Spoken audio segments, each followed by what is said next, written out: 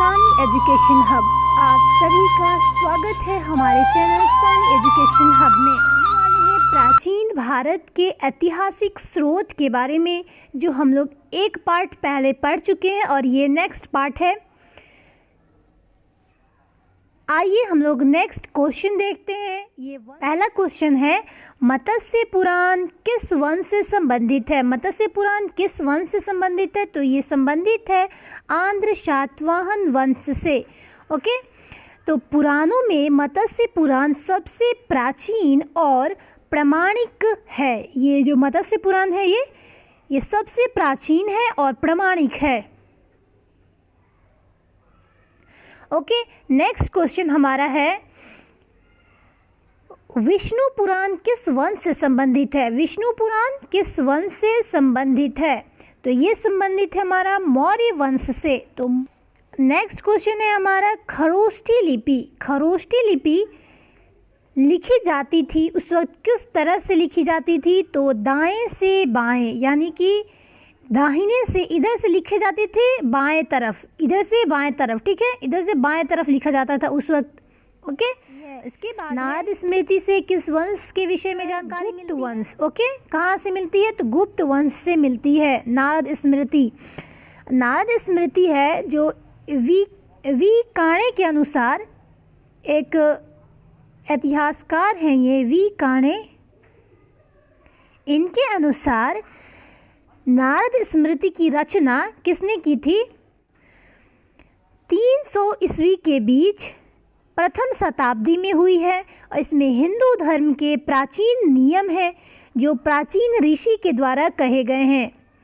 Okay, किंतु इस बात का भी कोई प्रमाण नहीं है, क्योंकि इतिहास हमेशा कोई साक्ष्य जो मिला है उसके आधार पर इतिहास बना है, तो इसके लिए कठोर साक्ष्य नहीं है। ओके, नेक्स्ट हमारा क्वेश्चन है, स्मृति ग्रंथों में सबसे प्राचीन एवं प्रामाणिक पुस्तक कौन सी मानी जाती है? मनुस्मृति। क्या है हमारा? मनुस्मृति। तो स्मृति ग्रंथों में सबसे प्राचीन है कौन सा है? तो मनुस्मृति है। यह शुंग काल का मानक ग्रंथ है। देखिए यहाँ पे क्वेश्चन में है, शुंग काल का मानक ग्रंथ किसे कहा जाता है? तो मनुस्मृति को। किसको कहा जाता है? मनुस्मृति को। ओके, उसके बाद है हमारा नेक्स्ट क्वेश्चन है, स्त्री को पुरुष की अर्धांगिनी किस ग्रंथ में कहा गया है? किस ग्रंथ में कहा गया है? तो शतपथ ब्राह्मण में कहा गया है। ओके, नेक्स्ट क्वेश्चन है हमारा, पुरालेख विद्या से क्या अभिप्राय है? तो शिलालेखों का अध्ययन। पुरालेख विद्या जिसके पास रहती है, जो करते हैं पुरालेख विद्या का अध्ययन, वो क्या करते हैं? शिलालेखों का अध्ययन करते हैं। ओके, उसके बाद है हमारा, पुरावशेष का महानतम अन्वेषक किसे माना गया है? पुरावशेष का महानतम अन्वेषक किसे माना गया है? अन्वेषक किसे माना गया है? तो डार्विन को माना गया। और ये डार्विन कौन वाले डार्विन है? ये बायोलॉजी वाले डार्विन है, ठीक है। इसके बाद नेक्स्ट हमारा क्वेश्चन है, इब्न बतूता का यात्रा वृत्तांत किस नाम से प्रसिद्ध है? तो इब्न बतूता का यात्रा वृत्तांत रेहला से प्रसिद्ध है। मैं थोड़ा सा बताने की कोशिश करती हूँ इब्न बतूता के बारे में। Okay, Ibn Battuta Ibn Battuta के द्वारा अरबी भाषा में लिखा गया उसका यात्रा वृत्तांत, जिसे क्या कहा गया? रेहला कहा गया, जिसे रेहला कहा गया। ओके, 14वीं शताब्दी में भारतीय उपमहाद्वीप, कौन सी शताब्दी में? 14वीं शताब्दी में भारतीय उपमहाद्वीप के सामाजिक तथा सांस्कृतिक जीवन के विषय में बहुत ही प्रचुर तथा सबसे रोचक जानकारियाँ देते हैं कौन? इब्न बतूता देते हैं। और 1333 यानी कि 1333 ईस्वी में दिल्ली पहुंचने पर इनकी विद्वता से इतने ज़्यादा प्रभावित होते हैं दिल्ली के सुल्तान। कौन थे दिल्ली के सुल्तान उस वक्त? दिल्ली के सुल्तान थे मोहम्मद बिन तुगलक। ओके, मोहम्मद बिन तुगलक इतने ज़्यादा प्रभावित हुए इनके विद्वता से, बहुत ही अच्छे लगे इनको, तो ये क्या किए, इनको दिल्ली का काजी या न्यायाधीश, मतलब काजी और न्यायाधीश दोनों एक ही कहा जाता है, और उनको ये नियुक्त कर दिए। ओके, बहुत ही ज़्यादा प्रभावित हुए क्योंकि बहुत ज़्यादा विद्वान थे, समझदार थे। ओके, उसके बाद नेक्स्ट है ह्वेनसांग। ह्वेनसांग ये भी हमारे इतिहास में इनका भी बहुत बड़ा स्रोत है। ह्वेनसांग ने किस विश्वविद्यालय में बौद्ध धर्म का अध्ययन किया? किस विश्वविद्यालय? तो सब बहुत ही फेमस है ये विश्वविद्यालय, नालंदा विश्वविद्यालय। ओके, नालंदा विश्वविद्यालय में इन्होंने बौद्ध धर्म का अध्ययन किया था। किसने किया था? तो ह्वेनसांग ने। ह्वेनसांग के बारे में मैं थोड़ा सा बताती हूँ आपको। यह कब आए थे? तो हर्षवर्धन के शासनकाल में भारत आए थे। किसके काल? हर्षवर्धन के शासनकाल में भारत आए थे। ह्वेनसांग 629 ईस्वी में चीन से भारतवर्ष के लिए प्रस्थान किए थे, और लगभग 1 वर्ष की यात्रा, कितने वर्ष की? तो 1 वर्ष की यात्रा, 1 साल की यात्रा के बाद सर्वप्रथम वह भारतीय राज्य कपीसा पहुंचा। भारत की कौन से राज्य में? कपीसा उस वक्त था राज्य, उस वक्त वहाँ पे पहुँचे थे। भारत में वो कितने सालों तक रहे थे? तो भारत में ह्वेनसांग कितने वर्षों तक रहे थे? तो ह्वेनसांग 15 वर्षों तक भारत में रहे थे। वो कितने वर्षों तक? 15 वर्षों तक भारत में रहे वो। और उसके बाद 645 ईस्वी में, यानी कि कब आए थे ये? 629 में ये आए थे, और 645 में ये चीन लौट गए। ओके, चीन से आए थे, चीन लौट गए। वह बिहार में नालंदा जिला स्थित नालंदा विश्वविद्यालय में, नालंदा के बौद्ध धर्म का बहुत ही ज़्यादा अध्ययन किए इस नालंदा विश्वविद्यालय से। ओके, भारत से बौद्ध ग्रंथों को एकत्र कर ले जाने के लिए आए थे, और इनका भ्रमण वृत्तांत क्या चीज़ में ये है? एक पुस्तक है इनका। किस पुस्तक में इनका यात्रा वृत्तांत मिलेगा आपको? किस पुस्तक में? तो ये है सियुकी। ह्वेनसांग ने अपनी यात्रा वृत्तांत का वर्णन किस पुस्तक में किया है? अपने यात्रा के बारे में। वो आए थे, घूमे फिरे रहे, पढ़ाई लिखाई किए यहाँ से, फिर वो वापस चले गए। कहाँ चले गए? चीन चले गए। तो उसके बारे में इन्होंने एक पुस्तक में लिखा है, सियुकी पुस्तक। ओके, यहाँ पे एक क्वेश्चन हम लोग का छूट गया है।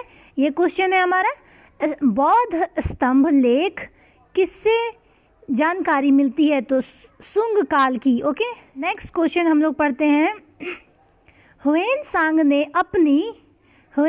ने अपनी यात्रा वृत्तांत का वर्णन किस पुस्तक में किया है? तो ये हम लोगों ने पढ़ लिया, सियुकी। ओके, ये अरबी भाषा की पुस्तक किताब उल हिंद की रचना किसने की थी? तो किसने की थी? अल बरूनी ने की थी। किताब उल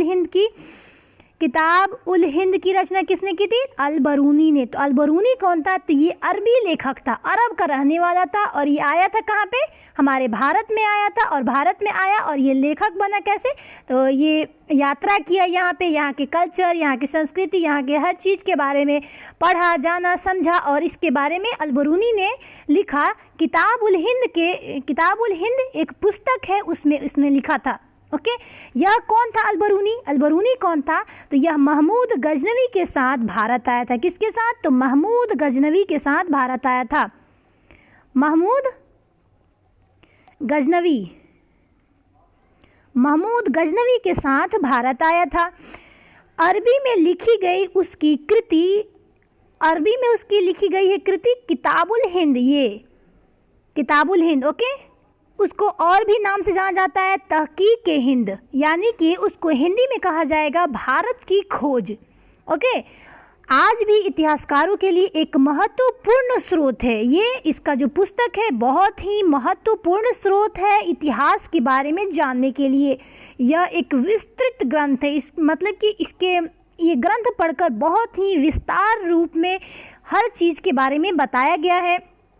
ओके, जो धर्म और दर्शन, त्योहारों, खगोल विज्ञान, कीमिया, रीति रिवाजों तथा प्रथाओं, सामाजिक जीवन, उसके बाद भारतौल तथा मापन विधियों, कैसे वहाँ पे मापता था लोग, और सामाजिक कैसे समाज में लोग रहते थे, और रीति रिवाज क्या क्या था, खगोल विज्ञान उस वक्त क्या था, त्यौहार कैसे मनाए जाते थे, धर्म क्या थे, दर्शन क्या थे, और भी बहुत, जैसे उस वक्त कानून क्या थे, माप तंत्र, विज्ञान क्या थे, आदि विषयों पर आधार पर 80 अध्ययनों में विभाजित है। इसका जो है कितने 80 अध्ययनों में विभाजित है। इसमें राजपूत कालीन समाज और धर्म, रीति रिवाज, राजनीतिक आदि पर सुंदर प्रकाश डाला गया है। इनके बारे में बहुत ही अच्छे तरीके से बताया गया है। कौन सी किताब में? तो किताबुल हिंद। ये किताब में बहुत ही अच्छे तरीके से बताया गया है, किताबुल हिंद किताब में। क्वेश्चन हमारा है मार्को पोलो। कौन सा क्वेश्चन हमारा है? Marco Polo. मार्को पोलो द्वारा किस राज्य की यात्रा का उल्लेख मिलता है? तो पांड्य राज्य के बारे में उल्लेख मिलता है। ये देखिए यहाँ पे। ओके, मार्को पोलो द्वारा किस राज्य का उल्लेख मिलता है? तो पांड्य राज्य की। मार्को पोलो कौन थे? तो ये 13वीं शताब्दी के अंत में पांड्य देश से, कौन से देश से? पांड्य देश की यात्रा पर आया था। पांड्य देश की यात्रा पर आए थे। और इनका विवरण क्या चीज़ में है? तो पांड्य इतिहास के अध्ययन के लिए बहुत ही उपयोगी है। ओके, नेक्स्ट है कि महाभाष्य से किस वंश के इतिहास का पता चलता है? तो ये पता चलता है शुंग वंश का। ओके, थोड़ा सा ये नोट है जो हम लोग थोड़ा सा डिस्कस करते हैं। ओके, महाभारत का प्रारंभिक उल्लेख आश्वलायन गृहसूत्र में मिलता है। महाभारत का प्रारंभिक उल्लेख आश्वलायन गृहसूत्र में मिलता है। प्रारंभ में इसमें मात्र कितने श्लोक थे? 8,800 श्लोक थे। कितने? 8,800 श्लोक थे। और इसका नाम जय संहिता था। इसका नाम क्या था पहले? जय संहिता था। ओके, कुछ समय पश्चात यह बढ़कर 24,000 श्लोक हो गया। कितने हो गए बाद में बढ़कर ये हो गया 24,000 श्लोक। ओके, और भारत नाम से प्रसिद्ध हुआ। और क्या, किस नाम से प्रसिद्ध हुआ? तो भारत नाम से प्रसिद्ध हुआ। अंत में 1,00,000 श्लोक होने के कारण, इसमें मतलब इतना ज़्यादा श्लोक हो गया, 1,00,000 के करीब श्लोक हो गया, जिसमें इसे उसके बाद इसका नाम बदलकर क्या रखा गया? सतशास्त्री संहिता या महाभारत उसके बाद इसको कहा जाने लगा। ओके, सतशास्त्री संहिता या महाभारत कहा जाने लगा। ओके ना। चलिए नेक्स्ट हम लोग देखते हैं प्रमुख अभिलेख। बहुत ही इम्पोर्टेंट है और ये अक्सर एग्ज़ाम्स के लिए हमारे बहुत ही ज़्यादा इम्पोर्टेंट है। हमें ये सब याद रहना बहुत ही अधिक इम्पोर्टेंट है। चलिए देखते हैं हम लोग। हाथी गुम्फा अभिलेख। ओके, हाथी गुम्फा अभिलेख। तो ये उस वक्त शासक कौन थे? तो कलिंग नरेश खारवेल शासक थे। ऐहोल अभिलेख है, ये इम्पोर्टेंट कुछ है जो महत्वपूर्ण अभिलेख है और उनके शासक के नाम है नीचे दिए हुए ये सब। ओके, ऐहोल अभिलेख तो पुलकेशिन द्वितीय थे। नासिक अभिलेख है, ये नासिक अभिलेख कहाँ से मिले हैं और उस वक्त क्या शासक, कौन से शासक थे? तो गौतमी बलश्री। जूनागढ़ अभिलेख रुद्रदमन। नेक्स्ट है हमारा जूनागढ़ अभिलेख रुद्रदमन। प्रयाग स्तंभ अभिलेख कौन सा है? प्रयाग स्तंभ अभिलेख यानी कि समुद्रगुप्त। ओके, मंदसौर अभिलेख मालवा नरेश यशोवर्मन। ग्वालियर अभिलेख कौन सा है? ग्वालियर अभिलेख प्रतिहार नरेश भोज। देवपाड़ा अभिलेख बंगाल शासक विजय सेन। भीतरी व जूनागढ़ अभिलेख स्कंदगुप्त। ओके, उसके बाद नेक्स्ट है हमारा क्वेश्चन। यहाँ देखते हैं हम लोग मोरक्को का क्या है? मोरक्को का यात्री इब्न बतूता भारत में मोहम्मद बिन तुगलक के दरबार में आया था। ये हम लोग पहले ही मैं बता चुकी हूँ ऊपर। तथा तुगलक ने उसे दिल्ली का क्या जज नियुक्त कर दिया था? काजी, यानी कि काजी का मतलब हुआ न्यायाधीश। सॉरी, यहाँ पे कौन कौन से लेखक थे जिनके स्रोत से इतिहास हमारा बहुत ही ज़्यादा आगे बढ़ा? हमारा इतिहास किस किस लेखक को बहुत ज़्यादा जानना ज़रूरी है एग्ज़ाम की व्यू से? ये थे फाहियान। कौन थे? तो फाहियान। ओके, फाहियान ये कहाँ के थे? तो फाहियान थे चीनी लेखक, ये चीन से आए थे। ओके, यह चीन के लेखक थे और ये गुप्त नरेश चंद्रगुप्त द्वितीय के दरबार में आए थे।